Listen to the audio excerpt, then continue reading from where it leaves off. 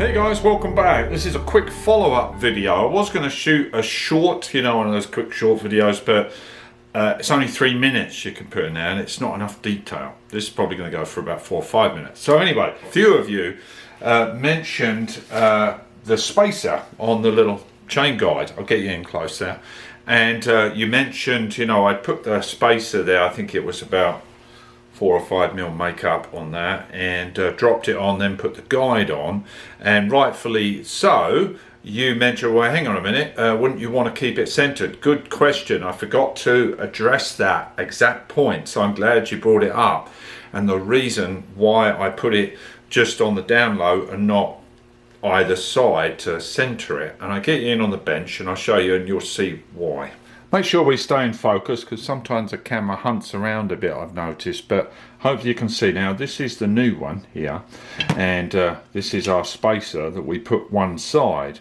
And some of you mention, as I say, split this spacer into two and put one either side, thus centering the guide. That makes total sense as far as the logic behind it. Totally appreciate that. But what I failed to show you in the video, this one, see the curvature, the plane at the top of this one, the original, stays straight and it curves down. So essentially the spacer is in line with that, right?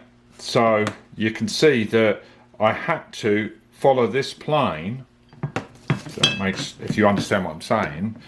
So essentially the top of this plane here lands right under the circlip to enable it to be centered on the chain.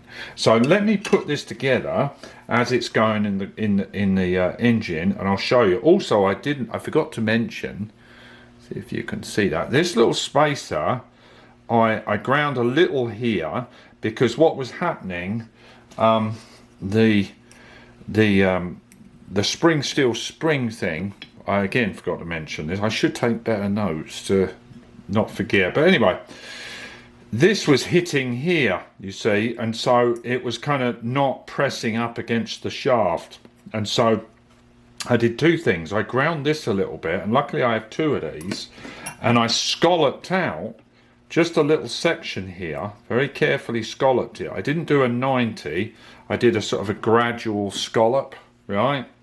So this, let's see, this goes like this, you see. So let me put it all together and I'll get you close in, and then we'll put the whole assembly in the engine. You know, we'll dry fit it essentially, and you'll see how it all lines up. So first of all, we'll get our little spacer in there with our part orientated towards the back here. Where is it, that one? Yeah, where I've ground it. Okay, we'll put our guide on. All right, then we'll get this guy, the one that I've scalloped out, that goes underneath the circlip of this one. We'll push that up against here. Then if I can on camera here put this little circlip in here.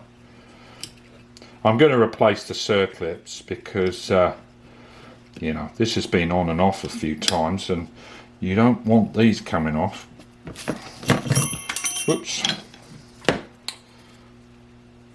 Make sure we'll get that guy clicked into place there. Right, let me see if I can get you on camera here. Make sure that's in properly. Right, so there's the unit, just like that, right? Probably rotate the clip around so it covers, you know, because obviously you've got an open end here. You probably want the round part fully on the clip, if you see what I mean. But you can see now, make sure we're in focus there. I think you can see that. You can see now the clip, the spring is underneath the circlip and above that. See, it's nice snugged onto there, and then it's in position. So let's take this whole unit. Let's take this whole unit over to the engine. We'll dry fit it on, and basically we will make sure that this center piece of the guide should be centered on the gear, and then we're all set. So Let me set the camera up over there. Right, there we go. So you can see this is the drive chain for the oil pump, and this is for obviously all the main drive chain. So let's get this guy on there, and a little fiddly too, because you've got to pull on that spring because it wants to crash into the gear. Oops, a little tricky to do here. Get it in there. There's a couple of locating pins.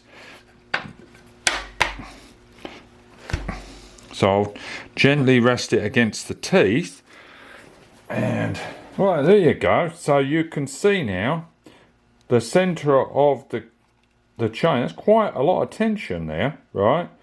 So it's centered straight on the gears there, and because of the you know, the orientation of the plane, you know, and that space there. So, but I really appreciate your input, and you know, because, you know, certainly make mistakes on all these kind of things, and if I don't see anything, and that's large purposes why I'm putting these things up, because someone might notice something I've missed. But I think we're good there, and that feels very solid, right? Nice and tight. That's quite a bit of pressure that puts on that chain, right? And it's following pretty much exactly the same guide path as the original. So that is that. You can see this would have been too much to talk about in a short video. Again, thanks a lot for pitching in, as they say. Now, on the subject of guides and stuff, this is one of the main metal back guides. This one, little torn up and a little worn, right? You see that, really worn down. I mean, almost close to the metal there. And these no longer available for the most part from the Classic Centre and anywhere. I did see them for a brief period on MB Classics DE in Germany. I went back to buy one and they'd gone. But anyway, a gentleman contacted me through the Mercedes maintenance group on Facebook. If you're not on there, you should join it, and then we can have a chat on there as well. It's a little easier corresponding on Facebook than it is through YouTube. But anyway, so he had them, and he was from Slovakia or somewhere. I can't really remember exactly, but really nice bloke, and I will put his contact details down in the comments, so if you need one. So he had them for €80. Mercedes metal back guides. Here is the, I'm assuming that is the proper part number for these guys, and obviously they're on many different models.